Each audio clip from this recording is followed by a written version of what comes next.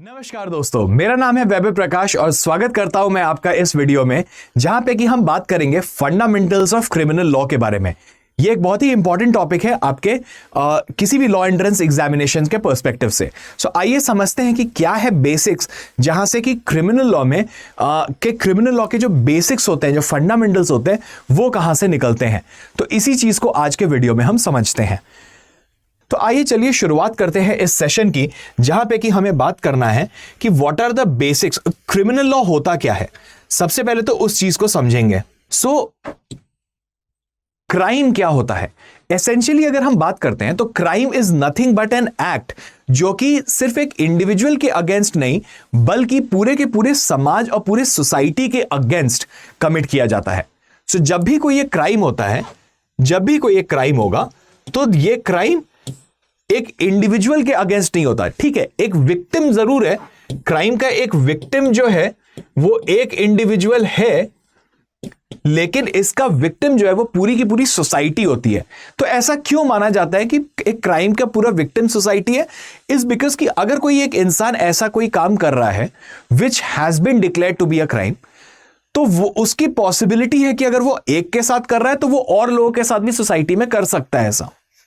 तो अब एक क्वेश्चन हमको समझने के लिए यह भी आता है कि क्राइम होता क्या है। What is a crime? So crime is nothing but a wrongful act or omission that affects the society at large. Omission का मतलब क्या होता है कि आपके ऊपर कोई ड्यूटी है लेकिन आप उस ड्यूटी को फुलफिल नहीं कर रहे। और रॉन्गफुल एक्ट क्या है? तो एसेंशियली रॉन्गफुल एक्ट क्राइम के सेंस में अगर मैं आपको बताऊं तो कोई भी ऐसा गलत काम जो कि सोसाइटी के कॉन्शियंस को, हमारे सहनशीलता को, जो कि एकदम कंप्लीटली झंझोड़ दे, जो कि हमें एकदम हिला के रख दे अंदर से, इस तरीके के जो एक्ट होते हैं, ऐसे एक्शंस होते हैं लोगों के, उसको हम क्राइम कहते हैं।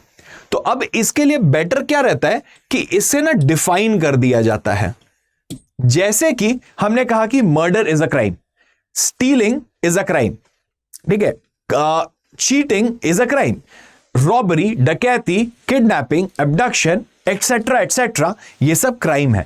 तो इन्हें हमने डिफाइन कर दिया कि दीज आर एक्ट्स जो कि गलत हैं, जो कि सोसाइटी एट लार्ज को अफेक्ट करते हैं। ठीक है, सो इट इज इंपॉर्टेंट कि क्राइम को हमें डिफाइन करना जरूरी होता है। एज ऑफ नाउ जो अभी हमारा क्रिमिनल लॉ है वो इंडियन पीनल कोड 1860 पे डिफाइन किया गया है। इसको चेंज करने की बात हो रही है। लोकसभा में वो लॉ जो है वो पास हो गया है, भारतीय न्याय संहिता जिसको कह रहे हैं। तो अभी वो लॉ बना नहीं है, इसीलिए we will still go with कि अभी एज ऑफ नाउ इंडिया में जो क्रिमिनल लॉ है वो इंडियन पीनल कोड 1860 ही एप्लीकेबल है। ठीक है, so crime is an offence under IPC and a thing which is punishable under the law. तो इसका पनिशमेंट होना बहुत जरूरी है। सो अगर हम देखते हैं कि क्राइम इज समथिंग, तो एक रॉन्गफुल एक्ट है जो सोसाइटी को अफेक्ट कर रही है, लेकिन उसको करने से होता क्या है कि आपको पनिशमेंट जो है वो दी जाती है, and that is what makes up for a criminal liability. अब बात करते हैं कि लाइबिलिटी क्या होती है क्राइम के अंडर। लाइबिलिटी का मतलब कुछ नहीं है बट आपकी रेस्पॉन्सिबिलिटी क्या है। ठीक है, व्हाट इज योर रेस्पॉन्सिबिलिटी। तो अगर आप किसी के अगेंस्ट, आप किसी के साथ ऐसा एक्ट कर रहे हो जो कि क्राइम है, तो आपकी क्रिमिनल रेस्पॉन्सिबिलिटी जो है वो होगी पनिशमेंट की। आपको पनिशमेंट दिया जाएगा। अब पनिशमेंट कितने तरीके के होते हैं? पनिशमेंट होते हैं, एक हो सकता है कि आपको जेल भेज दिया जाए। अब जेल भेजना भी अलग तरीके का होता है। सिंपल इंप्रिजनमेंट होता है, एक रिगरस इंप्रिजनमेंट होता है। तो रिगरस जेल में, रिगरस इंप्रिजनमेंट में क्या कराते हैं? आपसे काम कराया जाता है, हार्ड काम कराया जाता है जेल के अंदर। रेगुलर में आपके जो सिंपल इंप्रिजनमेंट होता है उसमें आपसे बेसिक काम कराए जाते हैं। तो एक जेल हो गया। एक फाइन हो गया कि अगर कुछ ऐसे भी ऑफेंसेस हैं जहां पे कि आप सिर्फ फाइन देके अपनी लाइबिलिटी को, रिस्पॉन्सिबिलिटी को खत्म कर सकते हो। तीसरा होता है capital punishment which is ultimate form of punishment, जहां पे कि आपको फांसी की सजा दे दी जाती है, आपकी जान ले ली जाती है। क्योंकि the idea behind this punishment is very simple कि जो पर्सन ऐसा क्राइम कमिट कर रहा है उसको सोसाइटी से बाहर करके रखो, उसे सोसाइटी से निकाल दो, बिकॉज अगर वो सोसाइटी में रहा तो वो फिर से ऐसा कोई काम करेगा and he will continue to be a threat for बाकी लोग जो कि सोसाइटी में रह रहे हैं उनके लिए। ठीक है, सो अब इंपॉर्टेंट चीज, एक बेसिक फंडामेंटल क्या आता है, एक सबसे इंपॉर्टेंट प्रिंसिपल ये है कि क्रिमिनल लॉ में आप किसी को भी पनिश सिर्फ तभी कर सकते हो जब उसने एक्ट उस दिन किया जब वो एक लॉ था कि उसका एक्ट जो है वो क्राइम होगा। मैं थोड़ा और सिंपल तरीके से आपको समझा देता हूं। तो जैसे फॉर एग्जाम्पल हम एक एग्जाम्पल लेके चलते हैं ऑफ नेक्रोफिलिया। ठीक है,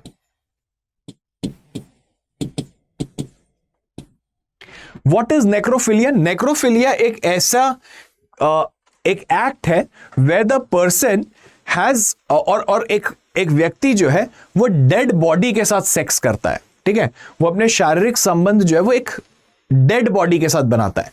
अब आप सोचोगे, आपके मन में आएगा कि ऐसे कौन से लोग होते हैं, बट है, देयर इज अ प्रॉब्लम, और ये इसको अभी तक लॉ में इसको कोई रिकॉग्निशन मिला नहीं है, ये it's not an offence.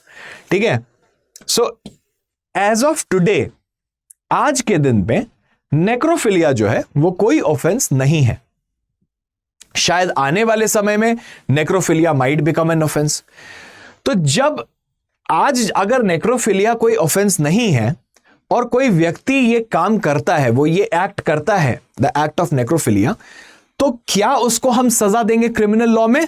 The answer is नहीं, क्योंकि वो तो गैर कानूनी ही नहीं है। लेकिन अब मान लेते हैं कि 23 अगस्त को एक लॉ बना जहां पे हमने कहा कि नेक्रोफिलिया जो है वो एक ऑफेंस होगा। ठीक है, लेकिन ये जो एक्ट था ये किया गया था 18 अगस्त को। नाउ द क्वेश्चन इज, क्योंकि ये तो अभी 4-5 दिन के बाद ही लॉ बन गया, तो क्या जो 4-5 दिन पहले इसने ऑफेंस किया था, क्या हम उसको पनिश कर सकते हैं? The answer is no. Criminal law कभी भी बैक डेट में जाके क्रिमिनल लॉ का एप्लीकेशन नहीं किया जा सकता है।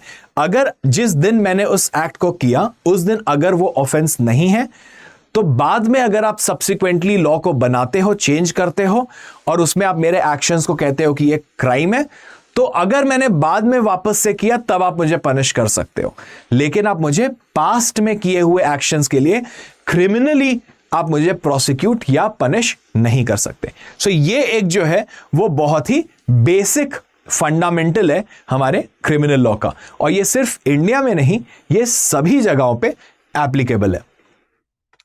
अब बताते हैं या बात करते हैं कि एक क्राइम के पीछे एलिमेंट क्या होते हैं। There are 2 elements behind every crime. One is called as an actus reus and the other is called as mens rea. ठीक है, so these are 2 essential ingredients जो कि हम कहते हैं कि क्राइम का एलिमेंट है। तो हर क्राइम के पीछे ये 2 चीजें होनी चाहिए। आइए मैं आपको इसको लिख के बता देता हूं। सो यहां पे हम लिख देते हैं एक्टस रियस और यहां पे मैं लिख देता हूं मेंस रिया। ठीक है, तो एसेंशियली हमारा क्रिमिनल लॉ ये कहता है कि जब एक्टस रियस और मेंस रिया दोनों होंगे तभी जाके ये बनेगा क्राइम। ठीक है, so when there would be actus reus and there would be mens rea, then it will become a crime. Now the question is what is actus reus and what is mens rea. चलो अब इसको समझते हैं। So actus reus is your physical act, जैसे the physical act of slapping someone or the physical act of shooting someone, right, or the aspect of holding someone and taking that person away. ये ऐसे कोई भी physical act जो है वो physical actions जो होते हैं उसको हम कहते हैं वो एक्टस रियस का एलिमेंट है। अब सिर्फ और सिर्फ एक्टस रियस जो है, जो हमारा फिजिकल एक्ट है, वो ही वो उससे हम क्राइम डिटरमाइन नहीं कर सकते। क्यों नहीं कर सकते? मैं आपको एक एग्जांपल से समझाता हूं। सो सपोज करते हैं कि देयर इज दिस, मैंने एक थप्पड़ मार दिया किसी को, ठीक है, आई स्लैप समवन। अब प्रॉब्लम क्या है, मेरा फिजिकल एक्ट तो है कि मैंने स्लैप कर दिया। अब आप बोलोगे भाई बात तो सही, आप किसी को थप्पड़ नहीं मार सकते। ट्रू। केस नंबर 2, दूसरे केस में someone keeps a gun to my head and then I have to slap someone.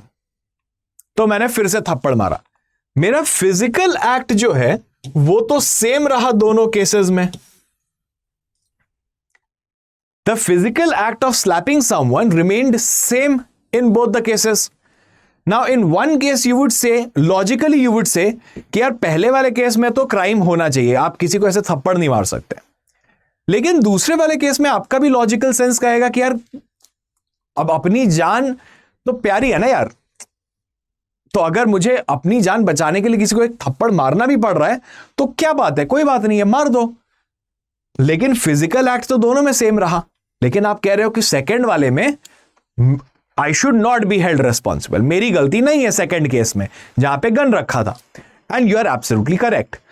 तो इसी से हमको पता चलता है कि सिर्फ और सिर्फ फिजिकल एक्ट से हमारे क्रिमिनल लाइबिलिटी या क्राइम जो है वो नहीं कंप्लीट होता। There has to be some mental element.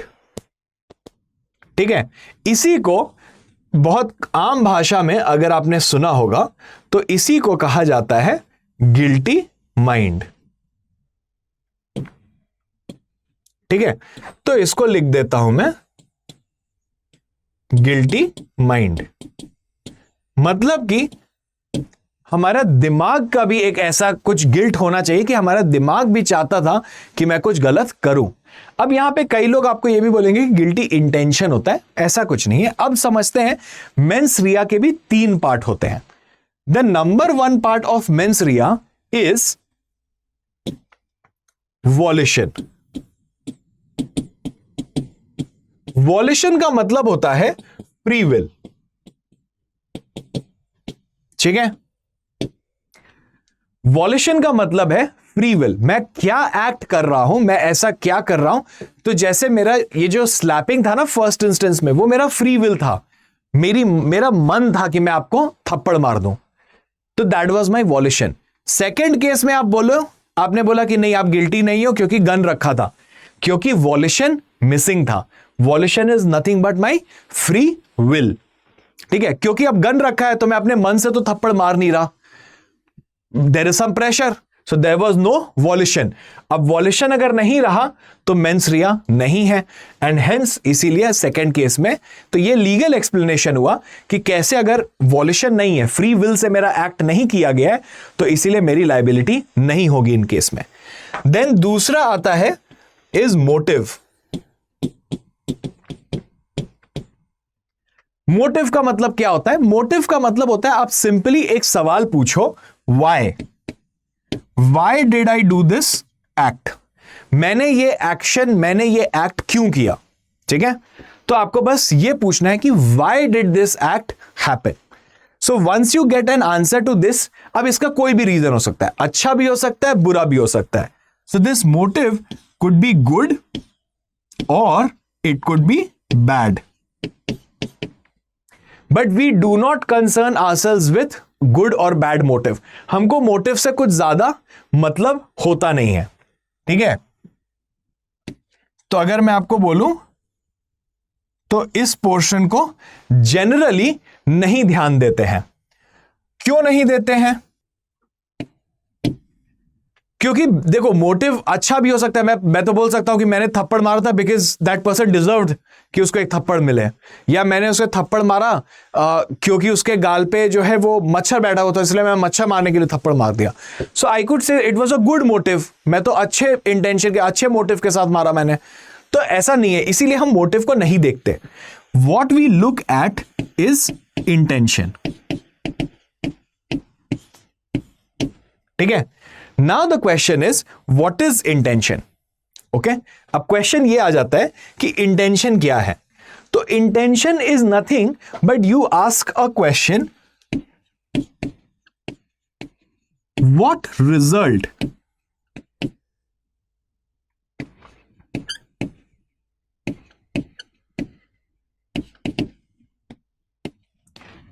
आप क्या रिजल्ट जो है वो चाह रहे हो, what was the result, what was the consequence that you are trying to achieve, क्या एंड रिजल्ट चाह रहे थे। तो when I slap someone, what end result am I trying to achieve, the end result that I am trying to achieve is कि सामने वाले को चोट लगे, correct, that is what my end result is. मैंने स्लैप किया, सामने वाले को चोट लगी, तो my intention was to cause you hurt. Similarly अब देखो, अब मैं आपको एक एग्जांपल देता हूं as to how at times intention is not clear, and जब इंटेंशन क्लियर नहीं होता है that is when motive comes into picture. So एक एग्जांपल लो कि जहां पे you keep a gun to my head, right, and you pull the trigger, boom, like I am dead, correct, मेरा पूरा ब्रेन फट जाएगा। So in this case the intention is apparently clear, बिल्कुल साफ है। क्या एंड रिजल्ट चाह रहे थे, मेरी डेथ। तुम पॉइंट ब्लैंक रेंज से मार रहे हो, मर ही जाऊंगा। लेकिन अब तुमको थोड़ा दूर कर देते हैं, तुम 200 मीटर की दूरी पे हो, 200 मीटर की दूरी से तुम एक गन से मुझे शूट करके मार रहे हो। अब क्या हम वहां पे एकदम 100% के साथ कह सकते हैं कि तुम्हारा इंटेंशन मुझे मारने का ही था जान से? नहीं कह सकते। क्यों? क्योंकि यहां पे एक और पॉसिबिलिटी है कि मैं शायद मारना नहीं चाहता था जान से, मैं शायद तुमको सिर्फ बॉडीली इंजरी करना चाहता था कि तुम्हें चोट लगे, तुम थोड़ा सिवियरली इंजर हो जाओ, मैं जान नहीं लेना चाहता था। तो इंटेंशन जो है वहां पे दो पॉसिबिलिटी हो गई, क्लियर नहीं है। तो अब ऐसे केसेस में क्या करेंगे? ऐसे केसेस में जो है मोटिव काम आता है, and the motive helps us to know कि क्यों तुमने पहली बात तो तुमने गोली चलाई क्यों। तो बात आके निकलेगी कि हम दोनों की दुश्मनी थी, कुछ हमारे बीच में डिस्प्यूट्स थे, या तुम्हें किसी और ने ऑर्डर दिया था, पैसे दिए थे मुझे मारने के लिए, कुछ भी रीजन हो सकता है। सो एसेंशियली मोटिव जो है यहां पे आके बताएगा कि तुम्हारा इंटेंशन क्या था। अगर तुम्हारा मोटिव यह था कि तुम्हें पैसे मिले थे, तो तुम्हारा इंटेंशन क्लियर है, पैसे मिले थे मुझे मारने के लिए, तो एक्चुअली तुम मेरा डेथ ही चाह रहे थे, तो इंटेंशन तुम्हारा क्लियर हो गया। तो इस तरीके से देखें तो क्रिमिनल लॉ का जो बेसिक फंडामेंटल है वो यही है कि any action has to have both the element of actus reus and the element of mens rea. ठीक है, it has to have both the elements of actus as well as mens rea, और तभी वो crime बनता है। और mains रिया के क्या तीन एलिमेंट्स है? मेंस रिया के तीन एलिमेंट है, violation which means free will, motive which means क्यों किया तुमने वो एक्शन, एंड इंटेंशन इज उस एक्शन से एंड रिजल्ट तुम क्या चाहते थे। ठीक है, तो इससे हमको एक बेसिक अंडरस्टैंडिंग और आइडिया जो है वो मिल जाता है। ठीक है, and that is exactly what यहां पे भी आपको लिखा हुआ है। अब लेकिन एक चीज की अगर हम बात करें तो आप ये देखो कि क्रिमिनल लॉ का एक कार्डिनल प्रिंसिपल है that the mind can not be accused of committing a crime when it is innocent. ठीक है, सो एसेंशियली हमको ये देखना पड़ेगा कि किसी का माइंड जो है कि वो उस माइंड में इंटेंशन फॉर्म करने की, सोचने की, समझने की शक्ति है भी कि नहीं, वो इतना सोच समझ के इतना इस नतीजे पे पहुंच भी सकता है कि नहीं कि मुझे ये करना है कि नहीं। सो एसेंशियली आपका जो माइंड है वो केपेबल होना चाहिए to distinguish between what is right and what is wrong. ठीक है, what is right versus what is wrong आपको ये बताने के लिए इतना केपेबल जो है वो आपका दिमाग होना चाहिए। नाउ अगर मैं आपको बोलूं कि बच्चों के केसेस में, बच्चे जो कि 7 ईयर्स से छोटे होते हैं, उनका माइंड का इतना डेवलपमेंट नहीं होता कि वो सही और गलत के बीच में डिस्टिंग्विश कर पाए कि किसी को स्लैप करना अच्छी बात है, बुरी बात है, गन चलाना अच्छी बात है, बुरी बात है, उनको नहीं समझ में आता। लॉ इतना मान के चलता है कि माइंड जो है, बच्चों का माइंड जो है वो बहुत इनोसेंट होता है, वो नहीं समझ पाते हैं। Similarly people who are suffering from some mental illness, ऐसे भी हो सकता है कि कुछ दिमागी बीमारी है और आप नहीं डिस्टिंग्विश कर पा रहे हो कि सही क्या है, गलत क्या है। तो ऐसे केसेस में फिर जो है कुछ एक्सेप्शंस बनाए गए, जो कि हम बाद के वीडियोस में हम चर्चा करेंगे उसके ऊपर। लेकिन अभी के लिए मैं आपको ये बता रहा हूं कि माइंड जो है वो इनोसेंट अगर है तो हम उसको ये नहीं कह सकते कि क्राइम उसने कमिट किया है। तो इट बिकम्स इंपॉर्टेंट टू सी कि वो मेंटल एलिमेंट में ना वो गिल्टी माइंड जो है, जो कि हमने पहले यहां पे लिखा भी था कि जो गिल्टी माइंड है, the mind should be guilty. एक आपका बुरा माइंड होना चाहिए, आपका इंटेंट कुछ गलत होना चाहिए करने के लिए, ठीक है। So that is what makes it. So intention की अगर वही बात करें, हमने सीख लिया, समझ लिया कि इंटेंशन इज नथिंग बट कि आप क्या अचीव करना चाहते हो, what is it, what end result do you want to achieve is nothing but your instance, and with examples we have understood। तो I think fairly आपको ये चीज समझ में आ गई होगी।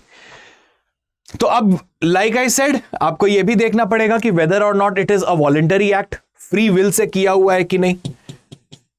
तो सबसे पहले तो ये चेक कर लेना कि जो इंसान का जो फिजिकल एक्ट है वो उसने अपने मन से किया है या किसी दबाव में या किसी प्रेशर में किया है, ठीक है।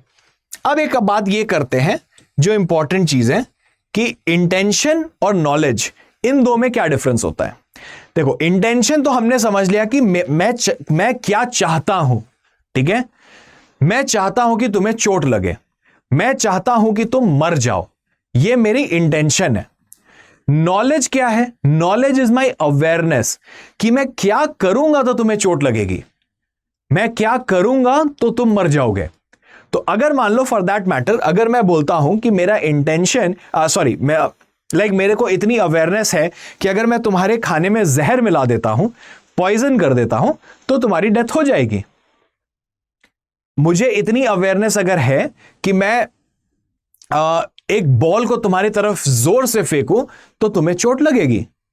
तो knowledge is my awareness, whereas intention is what I want to achieve, my end result, my end goal that I want to achieve, ठीक है। तो ये इंटेंशन और नॉलेज जो है ये इंपॉर्टेंट हो जाता है। तो सिर्फ मियरली नॉलेज होना जस्ट बिकॉज कि मैं अवेयर हूं, तो उसका ये मतलब नहीं है कि मेरा इंटेंशन भी वही था।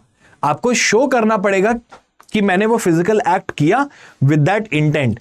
एंड ये जैसे फॉर एग्जाम्पल आप गाड़ी चला रहे हो, ठीक है, और आपने कोई इंटॉक्सिकेंट मटेरियल, आपने शराब पी ली है। Someone is driving a car and that person is drunk, उसने अल्कोहल पी लिया है। नाउ आपका इंटेंशन हो सकता है कि आप किसी को नहीं मारना चाहते थे, लेकिन आप किसी के ऊपर गाड़ी चढ़ा दिए, ओके। आपने, कुछ लोग थे रोड पे जिनके ऊपर आपने गाड़ी चढ़ा दी एंड दोज पीपल डाइड। अब आप कहोगे कि मेरा कोई इरादा नहीं था उन लोगों को मारने का। फेयर, सही बात है। आप हो सकता है आपकी कोई दुश्मनी नहीं थी, कुछ नहीं था, आप जानते भी नहीं थे उनको, आप क्यों मारोगे। बट अब यहां पे क्वेश्चन आता है कि वेदर और not you had knowledge. The answer is yes, you had knowledge. कि अगर मेरे को इतनी अवेयरनेस है कि मैं शराब पी के अगर गाड़ी चलाऊंगा तो देयर इज अ पॉसिबिलिटी कि मैं किसी को हार्म कर दूं, मैं किसी को चोट पहुंचा दूं, मैं किसी की जान ले लूं, ठीक है। तो this is what is the difference between intention and knowledge, ठीक है। तो अगर आपको कोई भी डाउट हो, आपके मन में कोई सवाल हो, फील फ्री, आप हमसे टेलीग्राम पे जुड़ो, आप मुझसे सवाल अपने जो है वो पूछ सकते हो, ठीक है। तो and that is how we will get to learn and know each other as well। कुछ एक दो सवाल आपको देता हूं, फैक्चुअल सवाल, बहुत ही सिंपल से हैं, जिससे आपको ये समझ में आएगा कि जो हमने अभी पढ़ाई करी है, जो हमने अभी सीखा है, वो आप समझे कि नहीं, उसको कैसे अप्लाई करना है। और आपको बेसिकली एक फैक्ट दिया हुआ है। Rahul lifted Anjali in his hands and threw her from the top of the first floor. Rahul ने अंजलि को हाथ में उठाया और first floor of the building से नीचे गिरा दिया। Decide whether Rahul had the intention to commit a crime और नॉट। अब आपको यह बताना है कि राहुल का इंटेंशन था कि नहीं टू कमिट अ क्राइम। अब आप देखो, आप किसी को भी अगर फर्स्ट फ्लोर से धक्का दे रहे हो तो उस व्यक्ति को चोट तो लगेगी ही लगेगी। तो आप क्यों धक्का दे रहे हो? इसी वजह से दे रहे हो कि उस इंसान को चोट लग जाए। अब देखो आपके पास 4 ऑप्शंस यहां पे दिए हुए हैं। अब आपको एज अ जज सोचना है, आपको यह डिसाइड करना है कि इसमें से 4 चीजें जो है वो क्या इंपॉर्टेंट होंगी। तो एक कह रहा है the fact that he threw Anjali is not enough to arrive at a conclusion that Rahul had the intention to commit a crime. सिर्फ इतना काफी नहीं है कि उसने फेंक दिया तो हम बता दें कि उसका इंटेंशन था कि नहीं। Then the second is the act was enough to arrive at the conclusion कि उसका इंटेंशन था। Third is if Anjali is hurt by the actions then only he is criminally liable, कि भाई कुछ इंजरी होनी चाहिए। And then fourth is all of the above. तो देखो ऑल ऑफ द अबव तो हो नहीं सकता, इसको काट दो। क्यों? क्योंकि बी कह रहा है कि एक्ट वॉज इनफ और ये कह रहा है एक्ट वॉज नॉट इनफ, तो दोनों कॉन्ट्राडिक्टरी तो साथ में होगा नहीं, तो ये चला गया। अब किसी को फर्स्ट फ्लोर से आपने धक्का दिया तो वो गिरेगा तो चोट तो लगेगी, इंजरी होगी, सी भी हटा दो।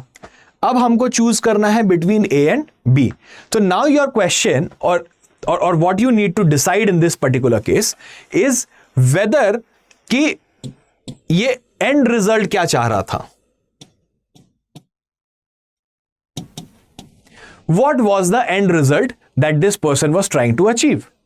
तो हम कैसे बोले, क्या ये सफिशिएंट है बताना कि उसने फेंक दिया, किसी को हाथ में उठाया और उसने फेंक दिया? क्या हम इससे बता सकते हैं? क्या ये वॉलेंटरी एक्ट था? वॉलेशन है, एब्सोल्युटली। क्या हमें मोटिव देखना है? नहीं देखना है। इंटेंशन क्या था? चोट पहुंचाना। सफिशिएंट है? हमारा आंसर बी हो गया। तो अगर हमारे फंडामेंटल्स क्लियर रहेंगे तो हम एक करेक्ट लीगल असेसमेंट जो है वो कर पाएंगे, चाहे कोई भी फैक्चुअल सिनेरियो आपके सामने अगर रख भी दिया जाए तो। एक और क्वेश्चन करके देखते हैं जिसमें कह रहा है कि Manu was accused in a rape case and the court ordered death punishment against him. The executioner hanged Manu bye using the rope and a black mask and he was declared dead within 20 seconds by the hangman. Is the actus reus present in this act? अब देखो question आपसे बहुत specific पूछा है, आपसे यह नहीं पूछा गया कि whether this is a crime. So basically एक आदमी है, मनु है, जिसको रेप के लिए फांसी की सजा दी गई है। तो जो एग्जीक्यूट करता है फांसी की सजा, जो आपको फांसी पे चढ़ाता है, उसने आपको हैंग कर दिया, उसने मनु को हैंग कर दिया रस्सी से और ब्लैक मास्क लगा के उसने हैंग कर दिया, और 20 सेकंड के बाद मनु वॉज डेड, राइट। अब आपसे क्वेश्चन पूछ रहा है is the actus reus present in this act. ये नहीं पूछ रहा है कि क्या जो उस आदमी ने किया वो गलत था। ये नहीं पूछा जा रहा है कि वॉज इट अ क्राइम और नॉट। द एग्जीक्यूशनर ने जो किया वो क्राइम है कि नहीं, वो आपसे ये पूछ रहा है कि whether there was some actus reus or not. और एक्टस रियस क्या होता है? Actus reus is some physical act. Guilty mind तो बाद में आएगा। एग्जीक्यूशनर का कोई गिल्टी माइंड नहीं था, उसको तो वो तो बस he was just doing his job, उसको जो बोला गया उसने वो कर दिया। गिल्टी माइंड तो कुछ नहीं था, उसने उसको जानबूझ के, कोई इसको शौक तो था नहीं मारने का, तो there is no guilty mind. But physical act है कि नहीं? The answer is yes, there is a physical act. तो अपने को सबसे पहले ही दिख रहा है कि because physical event took place when Manu was hanged, इसीलिए there was acts reus present. तो जब मेरे को फंडामेंटल क्लियर है, मैं BCD देखूंगा ही नहीं, क्योंकि कंफ्यूज होने की जरूरत अपने पास है ही नहीं। तो इसी तरीके से अगर आपके जो फंडामेंटल्स क्लियर रहेंगे, जब आपको कैटेगोरिकली पता होगा कि आपको क्या करना है, आपके फंडामेंटल्स क्लियर हैं, तो आप सभी क्वेश्चंस को सही से आंसर कर पाओगे। तो कैसा लगा आपको ये वीडियो? क्या आपने कुछ नई बातें सीखी? क्या आपके फंडामेंटल्स ऑफ क्रिमिनल लॉ जो है वो क्लियर हुए? अगर हाँ तो जरूर बताइएगा मुझे, एंड ऐसे कई सारे वीडियोस के साथ आपके पास आता रहूंगा। Now before we end the session, अब मैं आप लोगों को कुछ इंपॉर्टेंट चीजें जो है वो जरूर बताना चाहूंगा। स्टडी IQ आपके लिए लेके आया है एक मॉक टेस्ट सीरीज जो कि क्लैट 2024 एस्पिरेंट्स के लिए काफी इंपॉर्टेंट रहने वाला है। ये आपके लास्ट के कुछ दिन बचे हुए हैं एग्जाम के लिए, and this is the day और दिस इज द टाइम जहां पे कि आपको सबसे ज्यादा प्रैक्टिस की जरूरत है ना। प्रैक्टिस आप कहां से कर सकते हो? प्रैक्टिस करने का बेस्ट तरीका है, आप इधर उधर बिल्कुल मत भटकिए और आप बस इंश्योर इतना करिए कि आपके मॉक टेस्ट जो है वो प्रॉपर हो, आप सेक्शुअल टेस्ट ले सको, क्लास नोट की पीडीएफ्स को जो हम जितना भी पढ़ रहे हैं आप उसको एक्सेस कर सको, सो दैट आपका रिवीजन जो है वो काफी जल्दी से हो जाए। तो आप इस मॉक टेस्ट सीरीज को जो है परचेज कर सकते हैं 2499 में। एंड 2499 के लिए आपको सिर्फ और सिर्फ मेरा कोड जो है वो यूज करना है, विच इज वेबअव, और इसकी वैलिडिटी जो है वो रहेगी आपकी दिसंबर 2023 के लिए, क्योंकि जो एग्जाम है वो कंप्लीट हो चुका होगा बाय 3rd दिसंबर।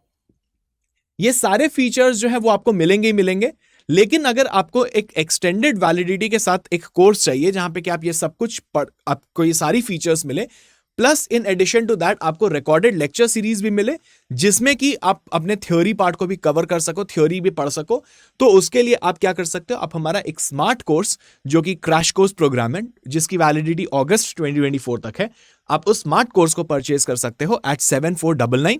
अगेन ये आपकी इफेक्टिव फाइनल प्राइस होगी जो कि आप ले सकते हो it by using the discount code which is वैभव।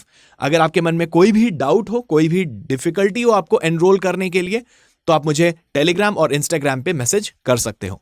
तो टिल देन स्टे सेफ, पढ़ते रहें, एंजॉय करते रहें, and we will meet again very soon. Till then stay safe, take care, thank you, bye bye.